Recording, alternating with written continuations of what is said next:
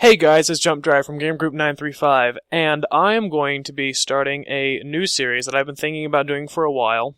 It's pretty much going to be an intro to zombies thing, but I'll address that more in a little bit. As you can see right now, I've actually created an entirely new profile. I just changed it by a little bit. Completely new, no achievements, because I haven't played any games whatsoever on anything.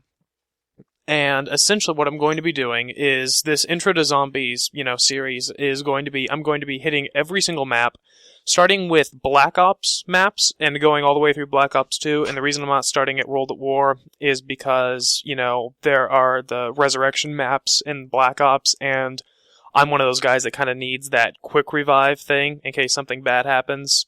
So, that's the only reason that that's happening. But essentially what I'm going to be doing is I'm going to be taking a look at every single map. I'm going to be hitting every single, new specific about that map. And the reason I decided to do this series is because I have a whole bunch of friends that, have seen me play zombies and stuff like that, and I've turned them on to zombies, and whenever they try to learn, it can be really difficult to convert over from just a simple shooter game to something like this. There are a whole lot, and plus, not only that, but the play mechanics in every single map change back and forth and all of this type of stuff.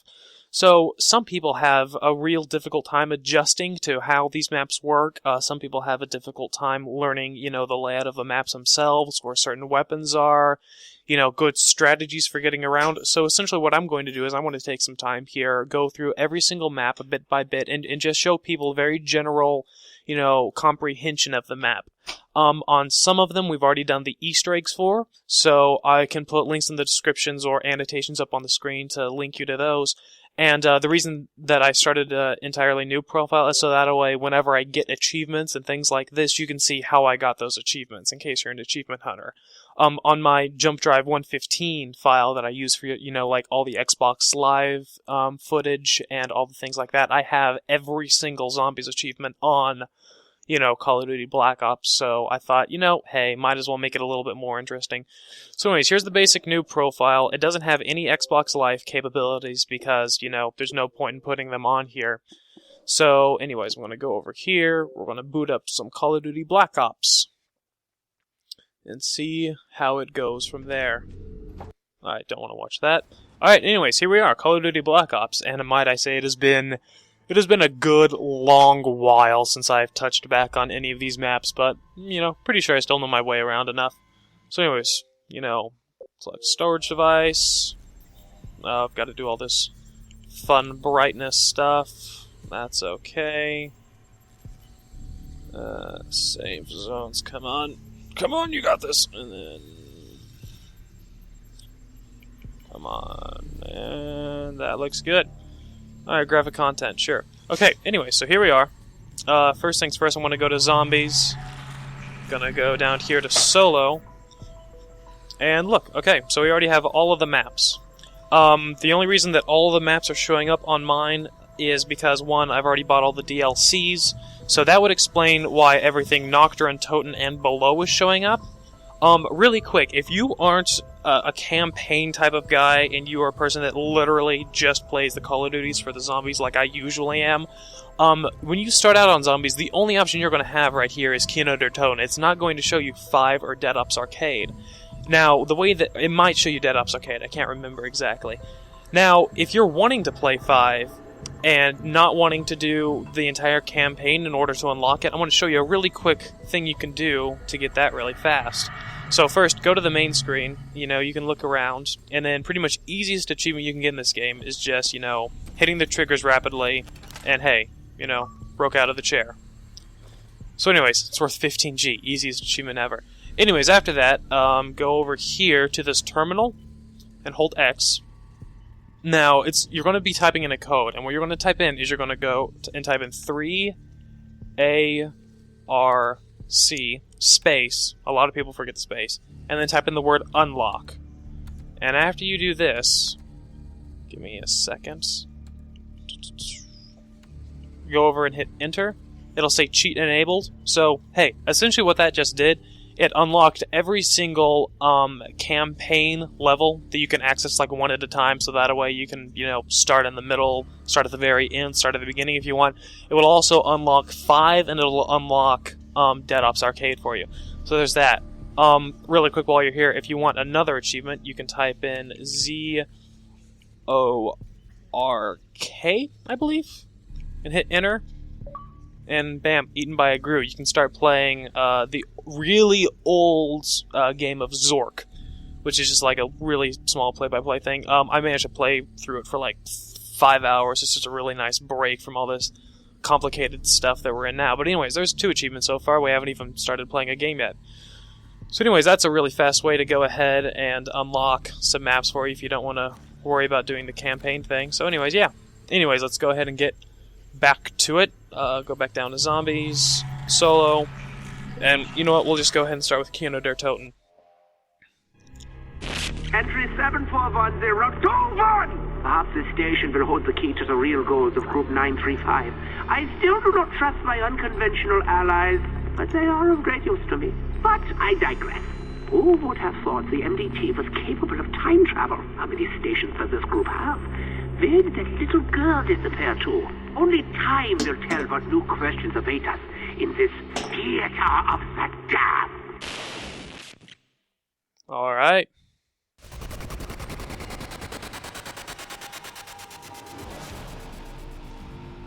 I think we need to do something about the power. Okay, so basically for how this is going to work on all of these is I'm going to play through the first round normal, and I'm going to leave one zombie.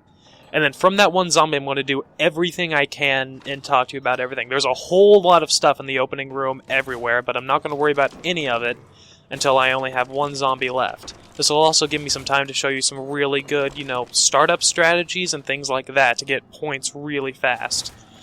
So, anyways, and I do this for pretty much every single zombies map I ever do. You get a gun, you get better aim than I have, and you shoot them as many times, I think it's between 8, you can shoot them between 8 and 10 times in the knees without them dying.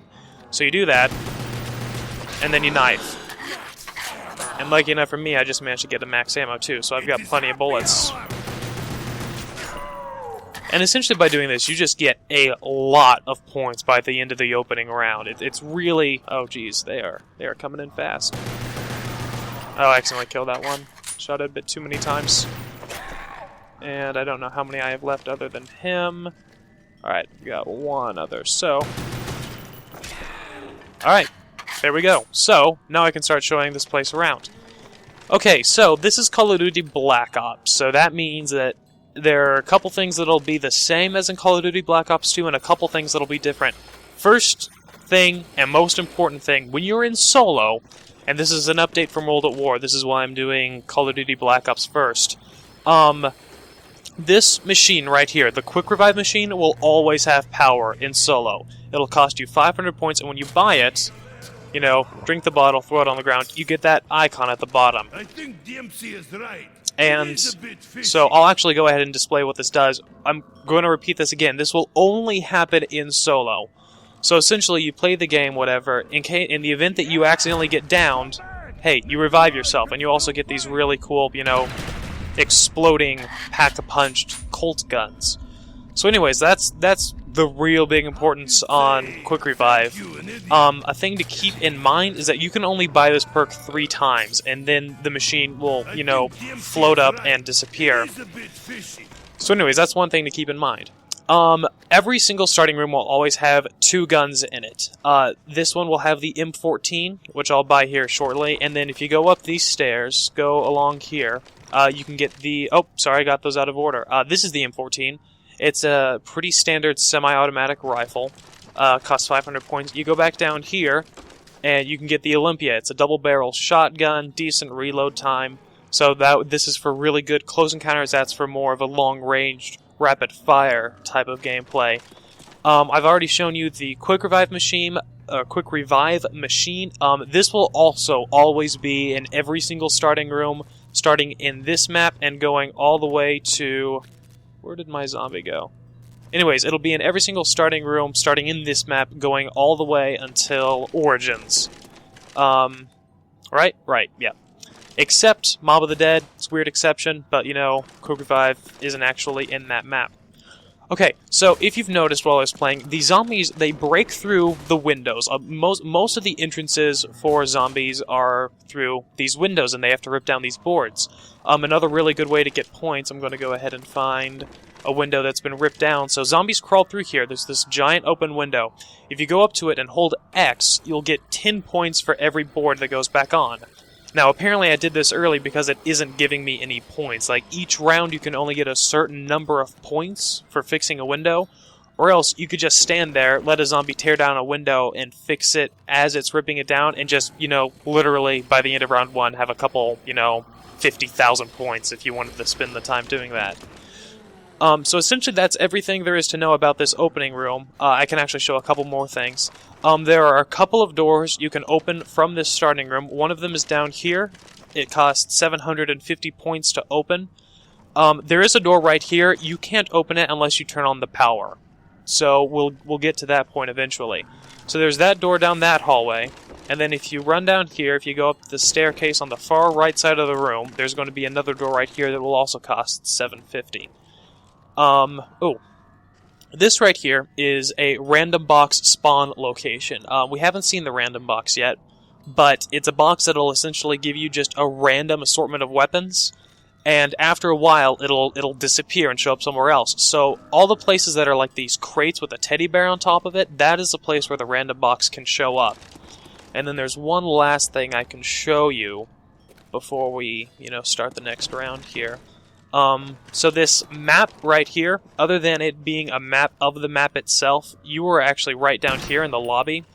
But all of these lights that you see, like right there, and right there, none of them are turned on right now because, you know, the power isn't on. But when you actually end up turning on the power, there will be a green light for whichever room the random box is in. So this is a pretty decently sized map. It can take you some time to actually find the box. This just makes it a whole lot easier when you're looking for it. You know, you've got a train right behind you. You can just run by one of those things and be like, oh, hey, I need to turn around as fast as I can. It just kind of simplifies things. So, pretty sure that's all there is to know about this opening room. I'll actually touch on that, you know, music Easter egg here in just a second. But hey, let's go ahead and get some more zombies going on. So anyways, I now have 650 points. I'm going to go ahead and spend some time and buy this M14. You know, 8 bullets per clip. You have 96 bullets in the reserves. And you can pop off headshots with this thing really easily. I think up until round 3 or 4. The way scoring works in this game is, if you were watching me earlier, for every time that I knifed a zombie, I got 130 points. That's the most points you can get from a kill on zombies, is by knifing them. Headshots are worth 100. See, right there. So that's a really good way to rack up points. You can also just like shoot them a couple times with this, you know, and then, you know, pop off a headshot if you're really wanting to maximize points. But so there's a lot you can do to get a whole bunch of points really fast in this map. Okay, let me go ahead and kill a couple more of these guys. See, it's been a while. There we go. And pop. Alright, so this right here is a drop-off. There are a lot of different types of drop-offs you can get in the map, and hopefully I'll be able to get, you know, like, each one once or twice to show you what they do. This glowing skull right here is insta-kill. It means that any damage at all you do to a zombie will kill it. I mean, you can shoot a single bullet, and that'll kill it. I tend to knife because, hey, it gets you a lot more points than doing anything else. And while I'm at it, I'll go and fix this window. But you get, you know, 130 points for knifing a zombie, and, you know, you get... Here, I'll show you really quick once this insta-kill time's out. The tallies at the bottom left side of the screen is what round you're on. So, as well as it showing, you know, how far you've progressed in this particular game of zombies, it'll also tell you how many knives it will take to kill that zombie. So this zombie hasn't been wounded, and all during round 1, it was just 1 knife to kill it, but see, right there, it didn't die, and I only got 10 points for the knife. So if I knife it one more time, that'll kill it, and that will give me the 130 points that I need. I'll go ahead and fix this window right here. The last thing that I'm actually going to touch in on this spawn room right now, before I, you know, open up a door elsewhere, is if you come over here, you hear that really weird, like, singing type of, really weird ethereal sound. You can't see it, but there's this rock inside of this glass display case. If you go up to it and hold X, it won't give you a prompt or anything, but if you look at it and hold X... Oh, I found the rock! See, you'll get that sounder. And what that is it is in a Easter egg music rock. In every single map, except for Dead Ops Arcade, there is at least one hidden song. And the object can change from map to map. In this one, it happens to be 3 separate meteorites hidden around the map. In 5, it's 3 separate telephones. In some maps, in a lot of maps actually, it's 3 hidden teddy bears. So you go around, you find these 3 random objects, you hold X while you're looking at it, and it'll play this secret song. So that is the location for the first one. There is a tendency for at least one of the 3 objects to always be in the starting room. So, I mean, that's just a good rule of thumb that Treyarch tends to follow. I'm going to go ahead and open up a door so I can show you more of the map. I never go out this door. I mean, you can. I mean, you're going to get to the place you're trying to get to just as fast whichever way you go. It's just force of habit. I always go out this one. So if you're wanting to, start your own little type of ritual on getting through a map, open up that one, feel free. But I always just go through this one to see what's here. Alright, here we go. So, right now, here is the main theater, where we're essentially trying to get into this area, but it takes a really long time to get in there. Now, I want to touch back on this in a second. This is the random box. It'll cost 950 points to pull out a gun. I don't have that much quite yet. And this is a really small opening room. Oh, that's another thing that I can touch back on in a little bit. So, really quick, I guess I'll touch on the random box. This is what the random box looks like. After I use it for a while, a teddy bear will rise up out of this box. It'll, disappear somewhere, and it'll reappear at a place like this. So essentially, that's the basic mechanics of the random box. If the power was on, the little tiny green light would show up right there, that little dot. Oh, here's another wall weapon. This is the PM63. It's a decent, good automatic. I mean, you'll burn through ammo from it really fast, but I mean, it can rack up some serious points early on. That's all there pretty much is to that. And then over here, we have a trap. It's an electric trap. You have to have the power on first, but essentially, this trap will cost you 1,000 points. Whenever you flick this switch, these little beams of lightning will shoot down from these 3 little prongs right there, and it'll kill any zombie that runs through it. Doesn't matter the round, the zombie's going to die. The only thing to keep in mind is that there are 2 switches. There's one right here that you can hit, and then there's also going to be one right here that you can hit. So if you are running, say, if I have a huge train coming, up the stairs, if I run this way, and I turn on that switch and then try to run through, that lightning's going to take me down as well. So the basic mechanic of it is you run through here, you get on the other side of it, you hit the switch, and then the zombies right behind you will die. So that's essentially how that will work. And hey, while we're in here... Oh, what was that? Oh, it was just for the door. Yeah, this is the only door in this, part of the map that I just unlocked that you can open. It costs 1,000 points. Anyways, while I'm in here, there's another little Easter egg that they put into this map. There are these portraits of the original characters. You have Tank Dempsey, Nikolai Belinsky, Takeo Masaki, and Edward Richtofen. I am playing as Nikolai right now, so, hey, you go up to the picture of any of the characters, you hold X. Well, they do say the screen puts on 10 pounds. And hey, there's just a random audio cue that your character will say. If you go over to this blank one... Hey, someone stole the image from this picture. You see? So each one has a different type of thing that they'll say. So here's Richtofen. Richtofen looks a little younger in this painting. And then we'll go ahead and hit Dempsey's too. Hey Dempsey, I think they got your bad side. And then, now the weird thing that they did do in this map is you can only get an audio cue for 4 of the 5 paintings. Like, there is one for Takeo, and I could have gotten it, but since I've already gotten an audio cue for the other 4, it won't allow me to get one for the 5th. See, I'll go up there and try. I hate you, Takeo. Oh, never mind. Everything I just said was a total lie. That's how it used to be. When the map first came out, you could only get an audio cue for the 4 out of the 5, and it did that pretty religiously for me. It's been a while since I've, played this map, so they might have changed it. I don't know when.